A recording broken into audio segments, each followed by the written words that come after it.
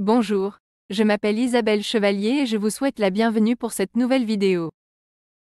Je suis heureuse de vous présenter un document exceptionnel, l'enregistrement du débat fascinant qui a suivi la conférence de Bernard Lancelot sur Cagliostro dans une loge africaine. Si vous n'avez pas encore suivi cette conférence, vous pouvez utiliser le lien vers la vidéo mis en description.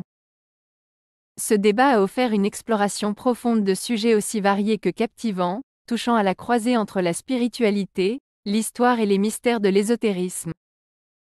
Nous avons d'abord plongé dans les liens intrigants entre la Kabbale et la franc-maçonnerie égyptienne, explorant comment ces traditions anciennes se croisent et s'influencent mutuellement. Puis nous avons abordé le pouvoir et la signification de la prière et des mantras dans ces traditions, révélant leur rôle central dans la pratique spirituelle. Un sujet particulièrement fascinant a été les origines de la franc-maçonnerie, où nous avons débattu des racines historiques et des influences qui ont façonné cette société initiatique à travers les siècles. Les Arcana Arcanorum, ces mystérieux secrets des secrets ont également été un point d'intérêt majeur, nous invitant à contempler les connaissances les plus profondes et les plus cachées de la franc-maçonnerie. Enfin la question, qui prit ton nom franc-maçonnerie, a suscité un vif débat, mettant en lumière les diverses interprétations de la divinité au sein de la franc-maçonnerie. Il est important de noter que seul le conférencier disposait d'un micro, ce qui a malheureusement affecté la clarté des questions posées par le public. En conséquence, vous constaterez que les interventions de l'audience sont parfois difficiles à entendre. Nous avons toutefois pris la décision de diffuser les débats dans leur intégralité, malgré ce problème audio. Nous croyons fermement que la valeur des échanges et la richesse des sujets abordés surpassent largement cette contrainte technique. Nous vous invitons donc à écouter attentivement. Ce document est une mine d'or pour tous ceux qui s'intéressent au mystère de la franc-maçonnerie égyptienne et à son intersection avec d'autres traditions ésotériques. C'est une invitation à explorer des questions fondamentales sur la spiritualité, l'histoire et les pratiques occultes. Ne manquez pas cette opportunité de pénétrer à l'intérieur d'une loge et de vous immerger dans ce débat riche et stimulant. Mais auparavant, je vous invite à vous abonner à cette chaîne afin de ne pas rater nos prochaines publications.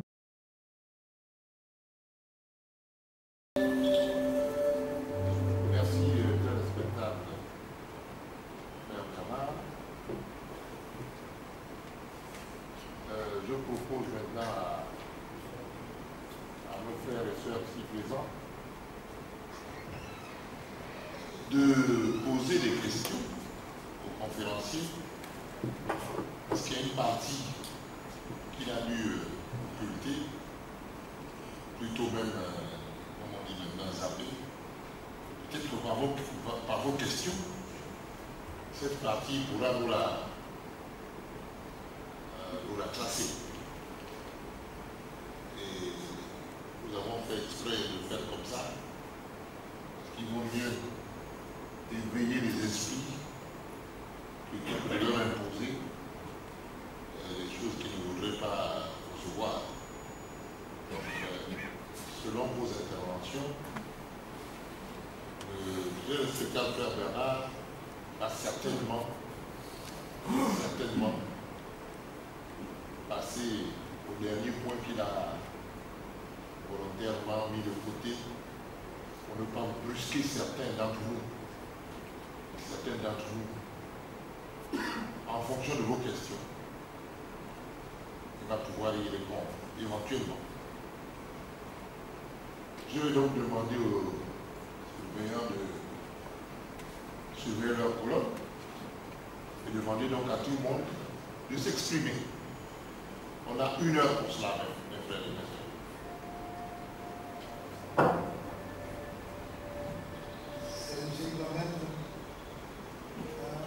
Vous avez la parole. Il n'y a pas un micro dans la main. Mon frère, c'est à la parole si tu peux pousser le temps. Voilà, tu as la parole.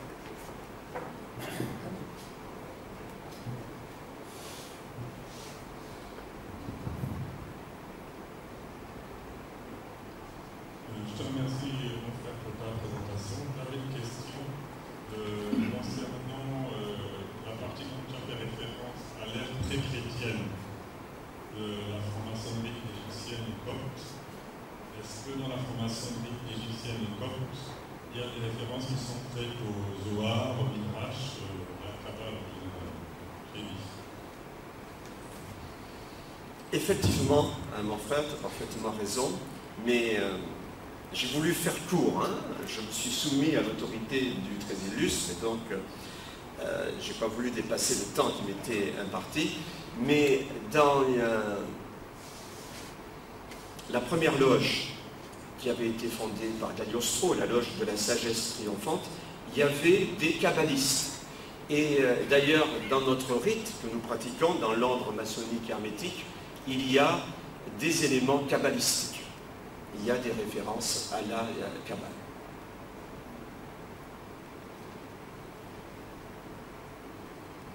La parole, c'est plus là. Toutes les questions sont là.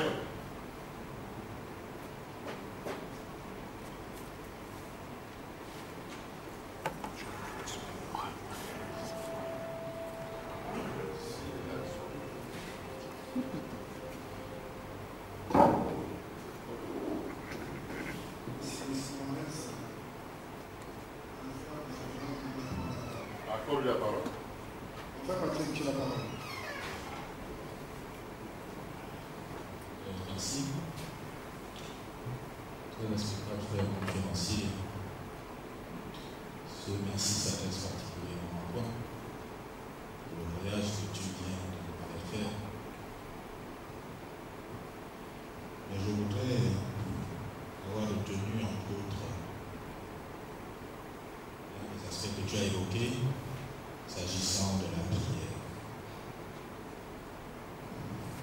Tu nous as d'abord dit qu'il vaut mieux pour l'initié prier 3 fois par jour. Mais en même temps, tu nous as fait savoir que la prière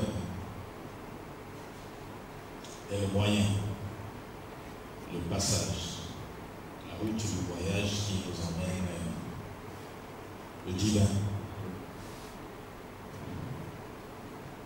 Mais en même temps, tu nous as également dit que le divin est en nous. Alors effectivement, ce voyage, j'ai envie de dire, 3 fois par jour, tu as dit que ça devient difficile à l'ère moderne aujourd'hui de prier 3 fois par jour. Mais j'ai vu là-dedans une certaine contrariété qui veut que le divin étant en nous, nous soyons presque en permanence en contact avec lui. Par conséquent, n'est-ce pas permanent une prière? N'est-ce pas à travers nos actes de tous les jours, de tout instant qu'il y a prière? Je te remercie, mon frère. J'ai fait peut-être un lapsus, parce qu'en fait, c'est pas 3 fois par jour. Dans le rite de Cagliostro, c'est 3 heures par jour.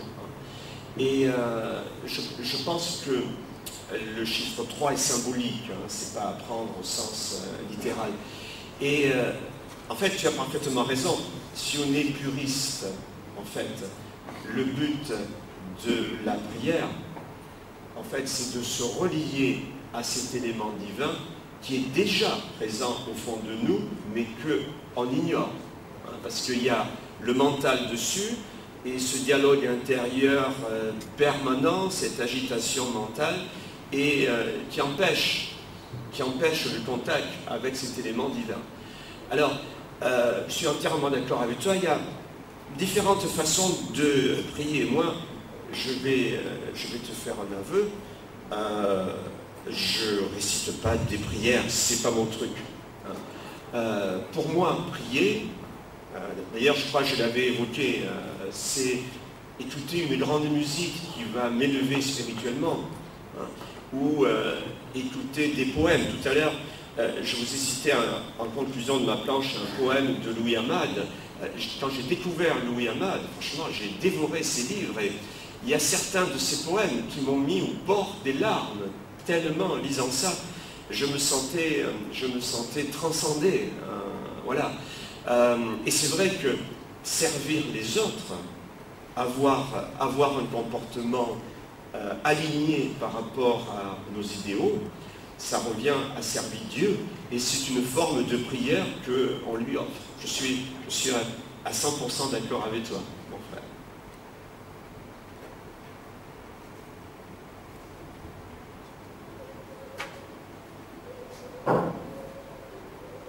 C'est nous la mettre une sœur de ma colonne. Accorde-lui la parole. Ma sœur de ma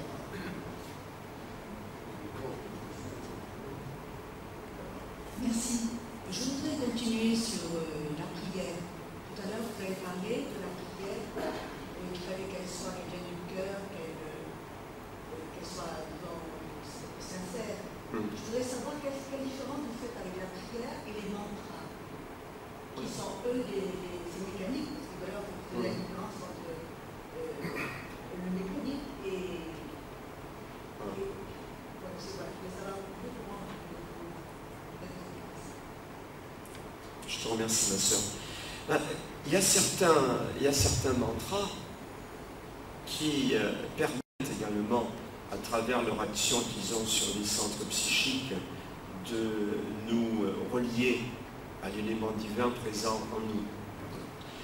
Et donc à ce moment-là, ces mantras peuvent constituer une forme de prière.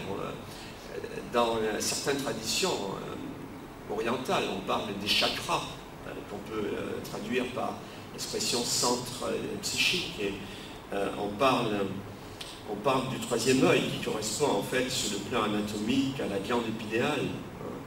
Et on nous dit que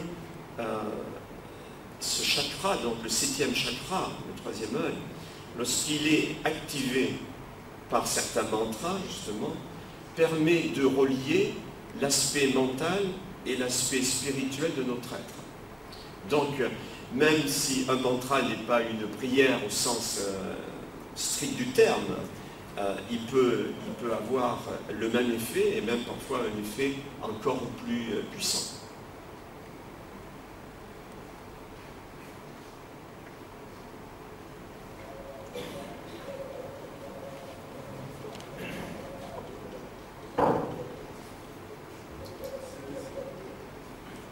C'est ici Mohamed, un frère m'a demandé de prendre la parole. Accorde-lui la parole. En fait, tu as la parole. François.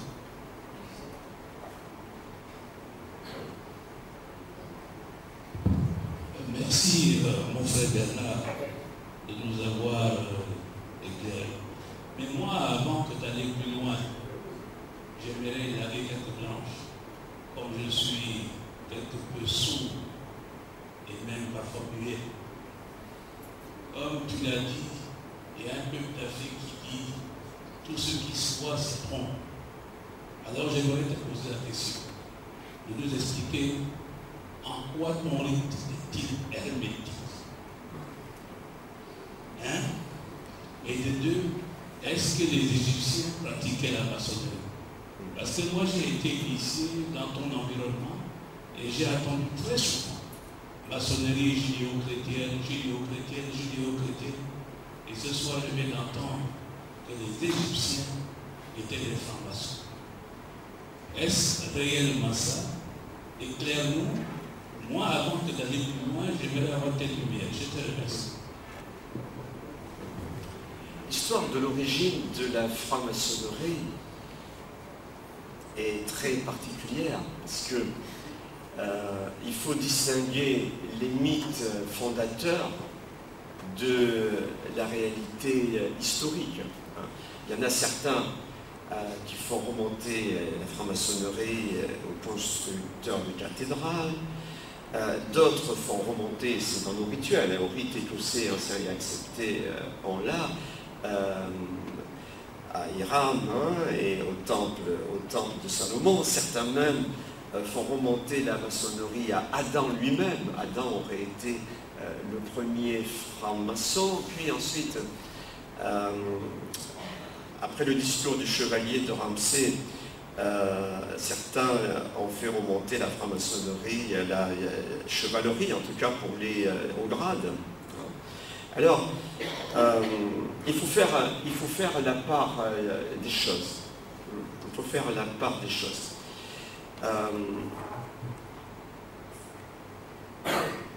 Je pense que dans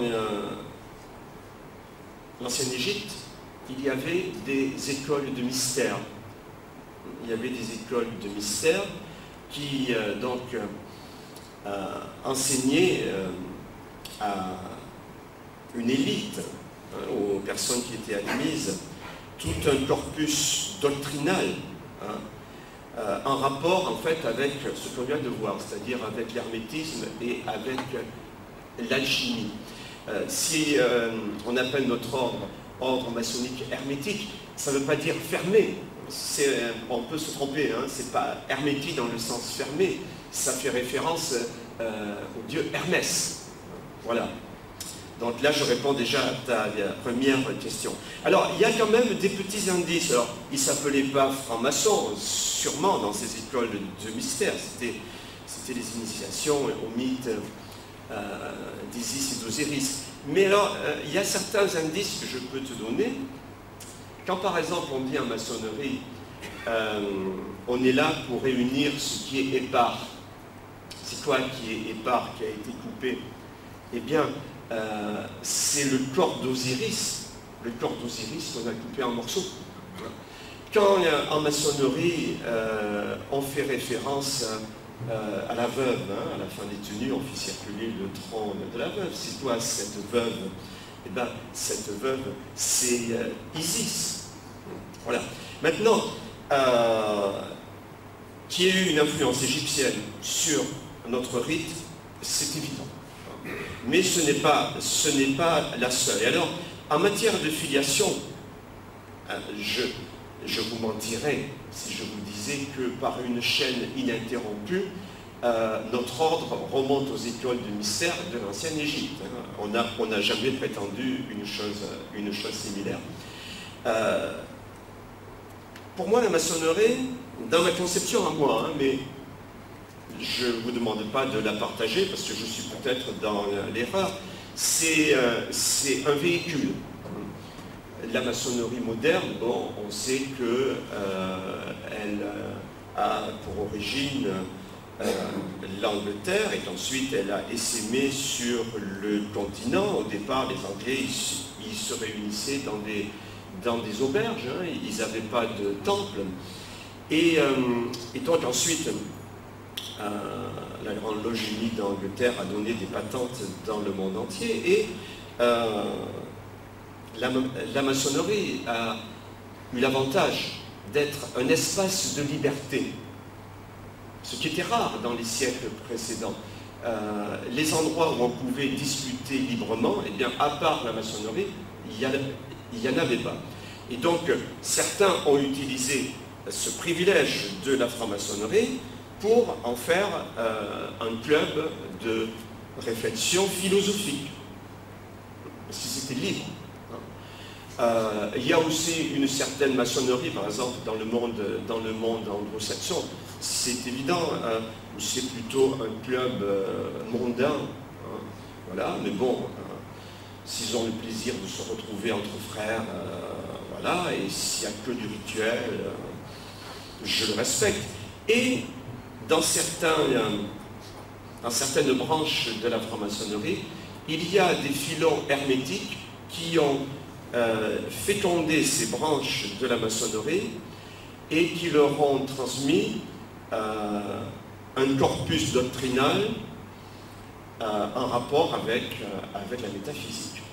Voilà. Donc, dans certains cas, dans certains rites, c'est vrai qu'on véhicule des courants hermétiques. Et ce qu'il faut savoir, c'est que à l'origine, la maçonnerie égyptienne, déjà, ne recrutait pas directement dans le monde profane. Il fallait être maître maçon. On considérait que le travail préparatoire devait s'effectuer ailleurs. Ça, c'est le premier aspect. Et ensuite, donc, à un certain stade, on atteint ce qu'on appelle les arcana arcanorum, qu'on peut traduire par mystère des mystères, où là, vraiment, on rentre à fond dans l'hermétisme. Et dans les arcana arcanorum, en fait, l'enseignement tourne autour de deux choses. L'alchimie, alors quand je dis alchimie, c'est à la fois alchimie interne et alchimie externe. et la théurgie, dans le sens où je vous l'ai expliqué tout à l'heure. Mais, et ça il y a des maçons égyptiens qui ne le savent pas, les Arcana Arcanorum ne constituent pas une classe terminale. C'était en fait une classe intermédiaire qui servait, si vous voulez, de sas entre l'ordre maçonnique et d'autres ordres plus internes, et notamment l'ordre osirien, qui n'est pas un ordre maçonnique. Et qui, ensuite, dans l'ordre osirien, on approfondissait les Arcana Arcanorum. Il se trouve qu'au XXe siècle, vers les années 80-85, l'ordre osirien s'est mis en sommeil pour certaines raisons. Alors bien sûr, c'était prévisible, il y a de faux ordres osiriens qui ont fait leur apparition, mais le véritable ordre osirien est actuellement en sommeil. Donc voilà ma conception des choses. On a été fécondé par des hermétistes et qui ont utilisé la franc-maçonnerie comme étant un véhicule. Parce qu'ils y ont trouvé un espace de liberté et de tolérance qui leur était éminemment favorable. Voilà. Excuse-moi pour cette réponse un peu longue. Merci mon frère. Le Célestin nous a dit qu'il fallait te sortir de ton changement. Ta réponse aussi, elle est magnifique. Il fallait effectivement que tu sortes de ton changement. Mais je crois qu'il y a 5460 ans, les êtres humains ont conçu le cosmos et le construit. Ils vivaient dans une bourgade qu'on peut situer entre le Soudan et l'Égypte actuelle. Ils ont compris que l'univers était peuplé d'hommes et que chaque homme devait retrouver sa divinité. Et c'est cela notre message, notre vocation terrestre. Toutes les cosmogénèses de toutes les sociétés humaines nous amènent vers ce rythme régulier et sincère vers nous-mêmes. Mais seulement, ce sont les voyageurs qui sont venus dire aux autres que vous n'en savez rien. Ce sont les voyageurs qui sont venus dire à des peuples d'Afrique et d'Amérique et d'Océanie que vous étiez animistes. Ce sont des voyageurs, pour des raisons autres, Bernard, que spirituelles, qui sont venus affirmer de manière péremptoire que vous n'étiez pas sur la bonne voie. Mais ce que tu nous expliques ce soir, c'est le connais-toi toi-même, que les Grecs sont venus prendre en Égypte. Et je crois que les Égyptiens, comme tu l'as dit, ont pratiqué un rite et des mystères les plus avancés du genre humain. À tel point qu'aujourd'hui, nous n'en savions encore rien. Nous sommes même obligés, dans notre confort intellectuel, de penser que c'est hermétique. Nous sommes même obligés, dans nos limites de confort intellectuel, de souvent croire et affirmer que la maçonnerie est judéo-chrétienne. En fait, tout ce que tu nous as dit ce soir, c'est l'homme fondamentalement, dans sa liaison avec lui-même et l'univers, et donc le cosmos. Et ça, c'est notre problématique inéluctable et inépuisable de l'essence humaine. Je n'ai pas de solution. Je crois que tu as été humble pour ne pas nous donner de solution, mais tu nous invites peut-être à la réflexion. J'ai dit.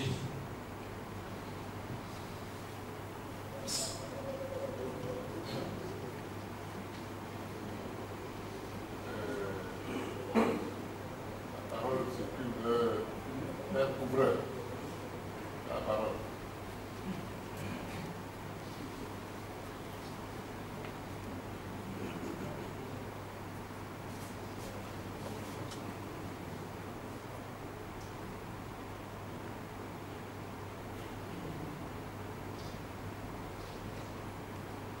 J'interviens pour solliciter l'éclairage du conférencier.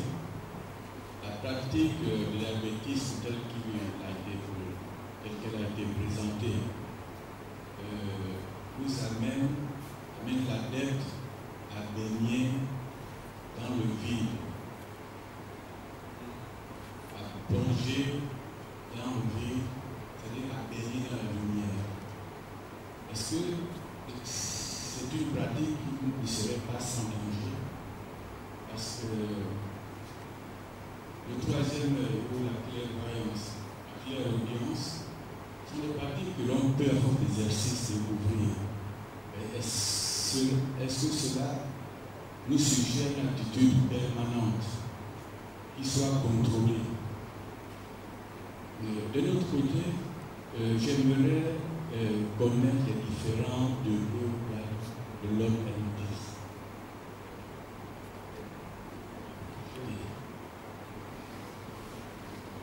Alors, par rapport au premier point,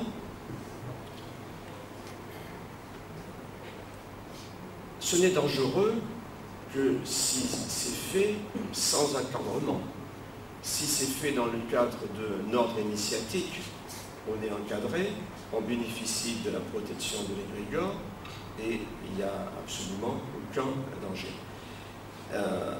Mais c'est vrai que la magie du vide peut paraître étonnante et j'espère un jour, en revenant au Gabon, avoir l'opportunité de vous en parler plus longuement. J'ai eu la chance, moi, de recevoir la lumière maçonnique à l'âge de 20 ans, ce qui permet ensuite de voir les choses autrement, de perdre ses illusions et de voyager. Et donc, les illusions, j'en ai perdu beaucoup, parce que je m'attendais à voir des gens parfaits, à voir des saints, et je me suis aperçu qu'il y avait des gens imparfaits. Et là, maintenant, je me dis, mais c'est tout à fait normal, puisque si c'était parfait, ils n'auraient pas besoin d'un ordre initiatique pour se perfectionner. Et je me suis aperçu aussi, ayant fait plusieurs rites, et dans ce que je vais dire là, c'est vrai aussi pour les rites égyptiens, tout rite, toute voie initiatique, à un certain stade, mène à une impasse, il y a un mur.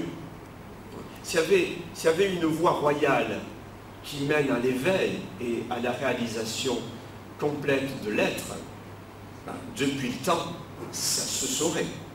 Ce qui ne veut pas dire que les ordres initiatiques ne sont pas intéressants et n'ont pas leur rôle à jouer. Mais, quel que soit le rite, on va vous accompagner jusqu'à un certain stade du cheminement. Mais ensuite, le reste du parcours, vous allez devoir le faire vous-même. Et donc, il n'y a pas de porte qui mène au divin. C'est ça le problème. Et alors, s'il n'y a pas de porte, il y a peut-être une faille dans laquelle on va pouvoir le trouver. Et cette faille, on va la trouver en nous-mêmes, dans notre propre champ de conscience. Et en fait, cette faille, c'est le vide qu'il y a entre deux pensées. Si par certaines techniques de présence, on arrive à dilater le temps, on va pouvoir se faufiler dans cette faille et atteindre le réel. Alors, j'ai pas bien compris en revanche le deuxième point de la question, donc excuse-moi mon frère si tu peux me le répéter. C'est de connaître les différents degrés de l'ordre adventiste. Voilà, alors, en maçonnerie égyptienne, dans certains rites, il y a eu une inflation de grades. Il y a des rites égyptiens qui ont jusqu'à 98 grades. Et alors, ce qu'il faut savoir d'ailleurs, c'est que certains de ces grades n'ont jamais été pratiqués pour la bonne raison que les rituels n'ont même pas été écrits. Voilà. Et nous, dans notre ordre, on reste fidèle au modèle de Cagliostro, hein, où on a un système avec 3 hauts grades. Juste 3 grades, en plus des loges bleues. Voilà. Et l'inflation des grades, ça c'est l'ego. Voilà. Ce qu'il faut voir, c'est qu'en 1986, en France, il s'est passé quelque chose qui a fait l'effet d'une bombe dans le monde maçonnique égyptien. Il y a un auteur que je connais très bien, puisqu'il est membre de notre organisation. Il s'agit du comte Jean-Pierre Judy Shelby de Cressat Bachellerie, qui a publié un ouvrage qui s'appelle « Pour la rose rouge et la croix d'or ». Et dans cet ouvrage, il révélait, parce que c'était peu connu auparavant, l'existence des arcana arcanorum. Et le problème, c'est que ces hommes égyptiens qui avaient des systèmes à 95 ou 98 grades ne les possédaient pas. Et donc, qu'est-ce qu'ils ont fait? Certains d'entre eux, en tout cas. Ils ont vite bricolé des arcana arcanorum. Bon, alors certains ont pris les arcana arcanorum de Rombaud, mais qui sont certes intéressants, mais qui ne sont pas les véritables arcana arcanorum, ou bien d'autres ont fait quelque chose de, je trouve, pas très bien. Ils ont pris le Kybalion, ils ont rédigé un digeste du Kybalion et ils ont présenté ça après à leurs membres comme étant les arcana arcanorum. Je trouve que faire mijoter les gens pendant 10 ans ou plus pour après leur présenter un enseignement qu'ils peuvent acheter en librairie, c'est pas très fraternel. Voilà. Donc un ordre égyptien, quel que soit son système de grade, n'est intéressant que s'il renferme les arcana arcanorum. Alors déjà, là, on peut faire un tri. Toutes les filiations Memphis, le rite de Memphis a été créé de toutes pièces. Voilà. C'était Marconi de Nègre, il a pris le rite écossais ancien et accepté, et il a mis à la sauce égyptienne. Voilà. Donc, c'est une création ex nihilo. Donc, on comprend bien qu'il ne peut pas contenir les arcana arcanorum. En revanche, les filiations misraïnes ou pré-misraïnes, comme nous, sont plus intéressantes parce qu'elles détiennent, alors, je ne dirais pas la totalité des arcana arcanorum, mais une partie. Par exemple, le grand sanctuaire adriatique en contient une partie. Et vous avez aussi des ordres non maçonniques qui en détiennent une partie, comme par exemple l'ordre pythagoricien. Voilà, j'ai dit.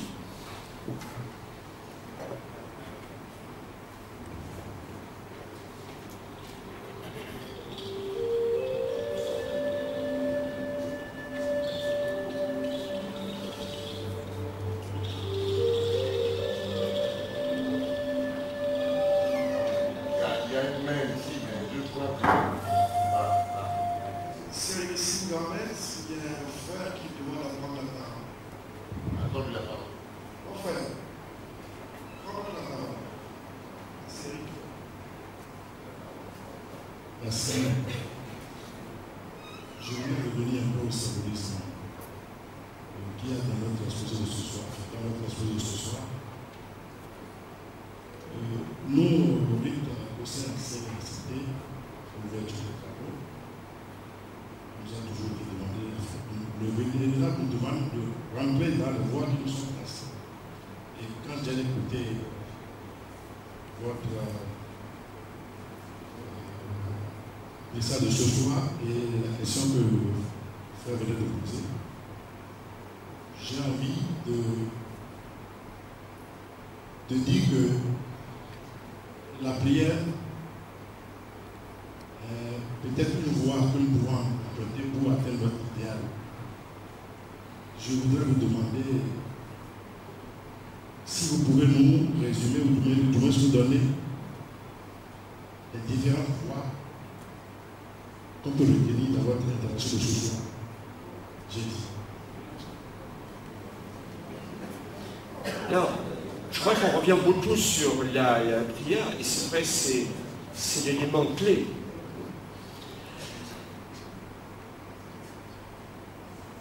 Alors d'abord, une première question, c'est qui compris, puisque en franc-maçonnerie, vous savez qu'on n'a pas de dogme. Donc, nous n'avons pas une idée préétablie de Dieu qu'on va imposer à nos frères et à nos sœurs. Nous, par exemple, dans notre ordre, on emploie l'expression « le Dieu de notre compréhension ». Le Dieu qu'on va prier, c'est le Dieu de notre compréhension. Tant il est vrai que plus on avance sur le chemin initiatique, eh bien, notre conception de Dieu se modifie, s'améliore. C'est si vrai que, moi souvent je dis, pour avoir une idée du stade où en est un initié, il suffit de lui poser la question, quelle est ta conception de Dieu? Et en fonction du type de réponse qu'il va nous faire, eh bien, on va pouvoir savoir s'il est au début du cheminement ou s'il est déjà assez proche du but. Il est bien évident, par exemple, si pour un initié, Dieu, c'est quelqu'un qui observe les hommes, note leurs fautes, pour après les juger et certains les envoyer dans l'enfer éternel, bon, je dirais, il est au début. Il est au début. Ou bien encore, si quelqu'un dit Dieu, c'est quelqu'un qui me demande de faire la guerre sainte, de faire exploser des bombes, de commettre des attentats, eh bien, je dirais, je le plains. Quelle drôle de conception de Dieu il a. Donc, on prie le Dieu de notre compréhension et je ne peux pas être dogmatique par rapport à ça, sinon je ne serais pas franc-maçon. Ce ne serait pas acceptable en franc-maçonnerie. Et donc, ce Dieu de votre compréhension, c'est vous-même en fonction de vos propres expériences, de votre propre vécu, de votre propre réflexion, qui allez pouvoir le trouver. J'ai dit.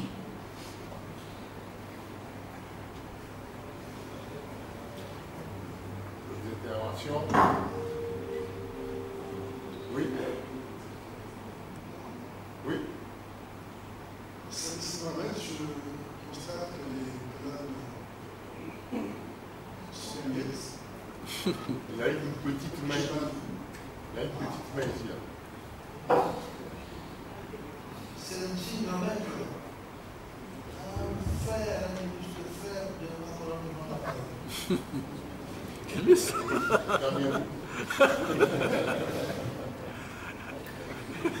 C'est trop dommage.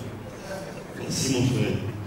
Moi je voudrais savoir, pour pouvoir se faire initier à cet homme, hein, comment est-ce qu'on se prend, est-ce qu'il faut être initié ailleurs d'abord, avoir une certaine expérience, ou bien un profane peut arriver comme ça et demander à se faire initier? J'ai dit. Si bien tu poses cette question, ça va me permettre eh bien, justement de vous apporter des réponses. D'abord, je ne suis pas du tout venu au Gabon pour faire de la propagande pour l'ordre maçonnique hermétique. Et j'ai eu plusieurs entretiens avec votre très illustre et avec de vieux maçons comme mon frère Jacques. Et en fait, l'idée est plutôt d'avoir une coopération avec les ordres maçonniques déjà présents dans le Gabon. Voilà. Ceux qui veulent, je veux dire, ceux qui veulent venir chez nous, ok, on ne va pas vous refuser, mais l'idée est plutôt dans la coopération. Et je peux vous faire part d'un entretien que j'ai eu il y a quelques jours dans le bureau de notre très illustre grand maître. Et on avait envisagé ensemble la possibilité de faire un séminaire, donc dans un cadre non rituelique, bien sûr, de faire un séminaire qui aurait pour objectif de transmettre pendant 2 jours une partie de ces arcana canorum aux frères qui travaillent ici, dans ces obédiences présentes là. Voilà. C'est dans cet esprit. Sinon, nous, on ne recrute pas directement dans le monde profane, soit il faut être déjà maçon, maître maçon, soit alors il faut passer par un cercle extérieur que nous avons, qui s'appelle l'association Alpha International, où on travaille sur notre psychisme, sur notre subconscient, sur le développement de certaines facultés de notre être. Et donc les meilleurs éléments ensuite de l'association Alpha International peuvent solliciter leur entrée dans l'ordre maçonnique hermétique. Voilà. Voilà comment ça se passe. D'autres interventions?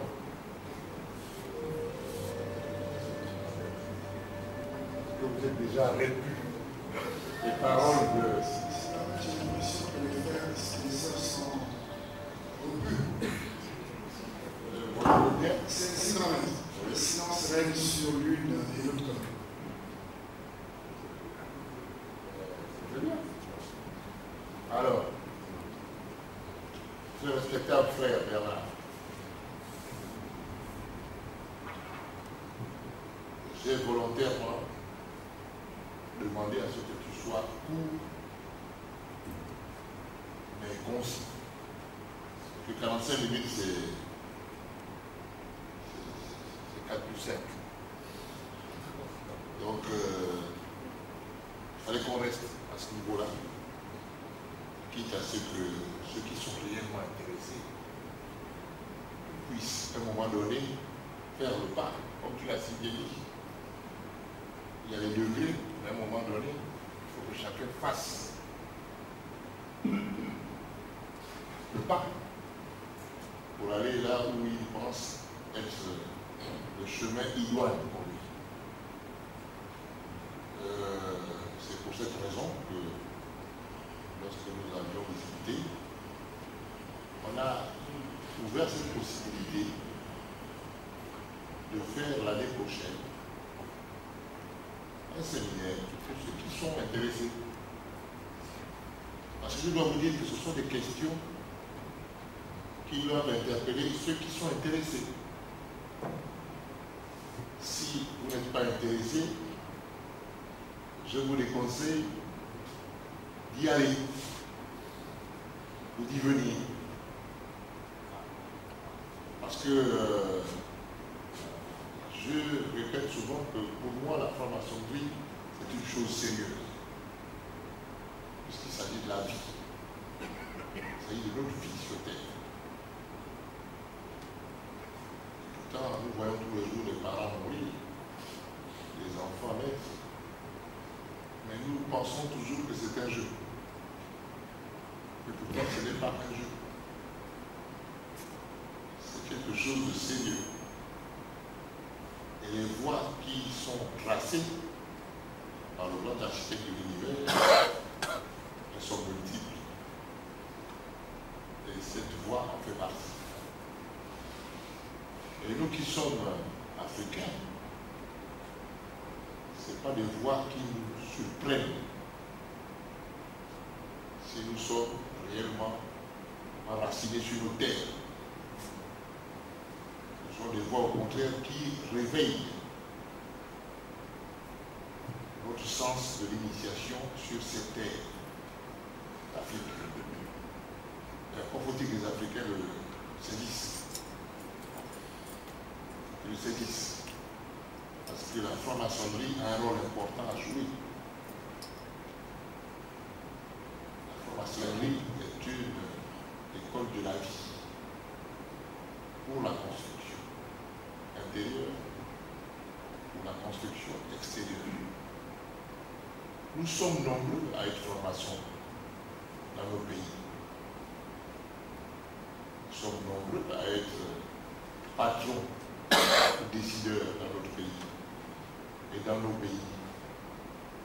À un moment donné, on se pose la question, je suis franc-maçon, pourquoi faire? Hormis le fait d'avoir la belle veste sombre, comme dirait l'autre le pingouin. Qu'est-ce qu'on veut faire lorsqu'on est franc-maçon? Qu'est-ce qu'on fait de notre voyage dans ce monde qui voudrait améliorer le monde, qui voudrait que chacun s'améliore? Donc, connaissant un peu l'environnement, par rapport à initialement ce que devait faire notre conférencier, j'ai souhaité qu'il s'arrête là. J'ai souhaité qu'il s'arrête là parce que mon frère Bernard, les êtres humains, à travers le monde, ils sont des êtres humains. Et quand ils ne perçoivent pas quelque chose, l'esprit galope. La spéculation galope.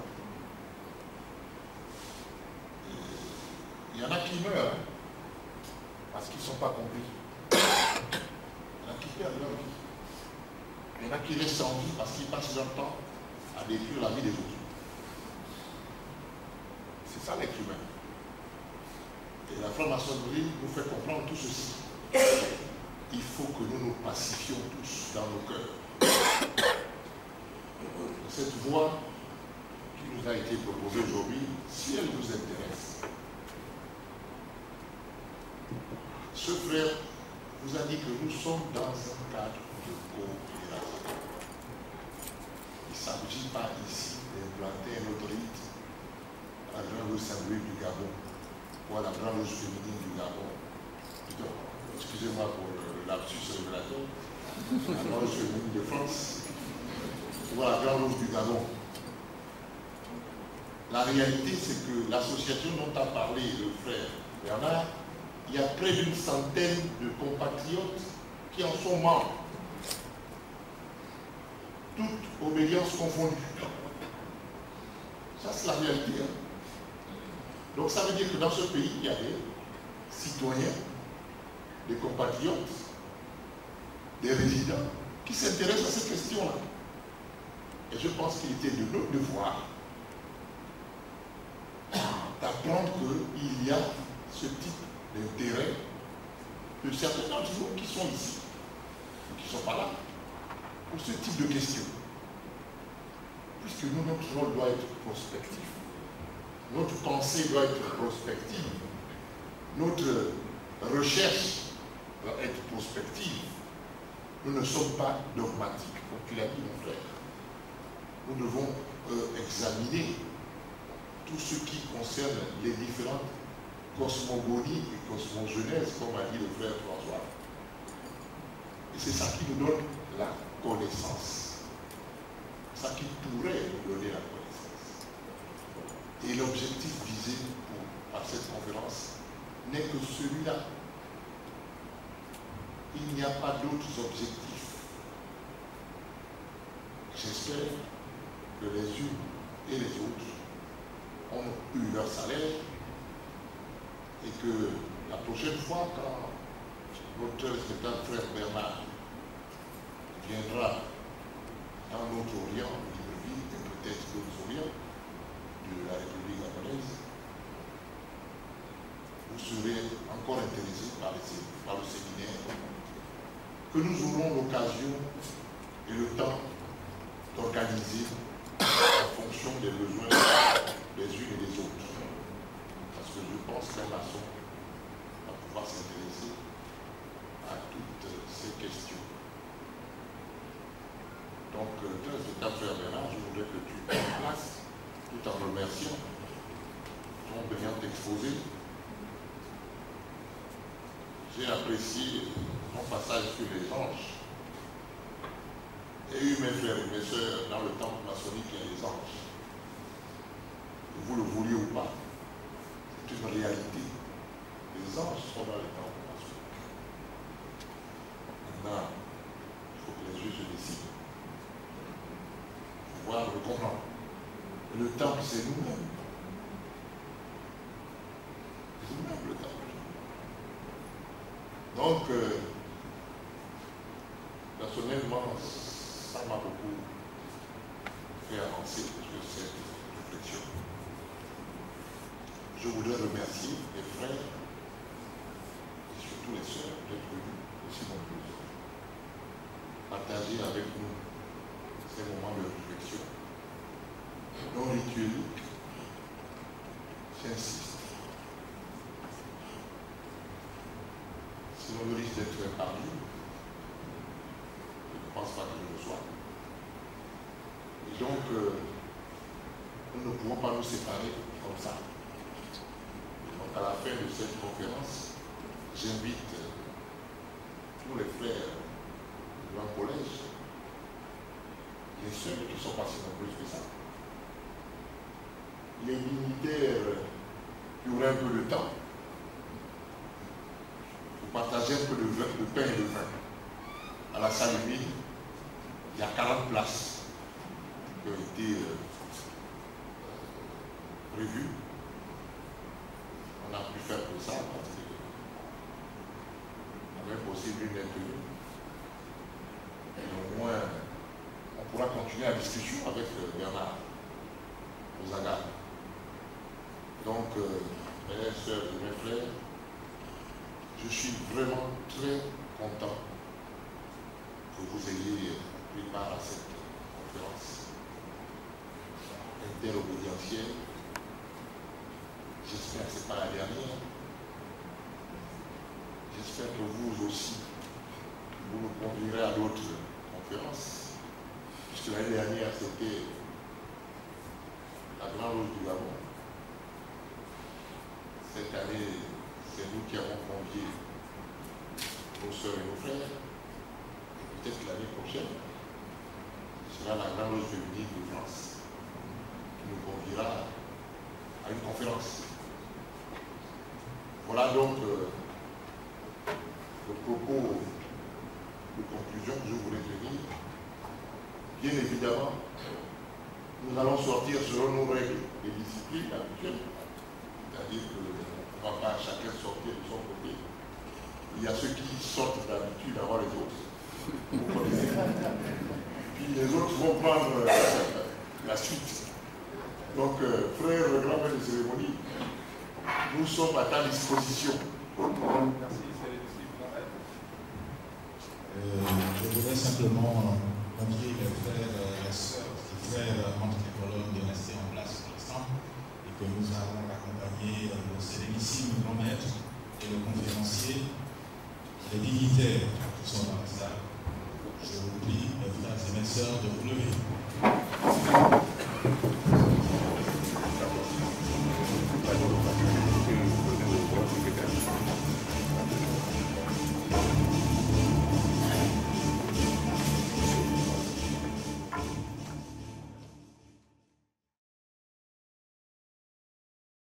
J'espère que ces discussions vous ont inspiré, et que vous continuerez à explorer ces fascinants sujets avec autant de passion et de curiosité.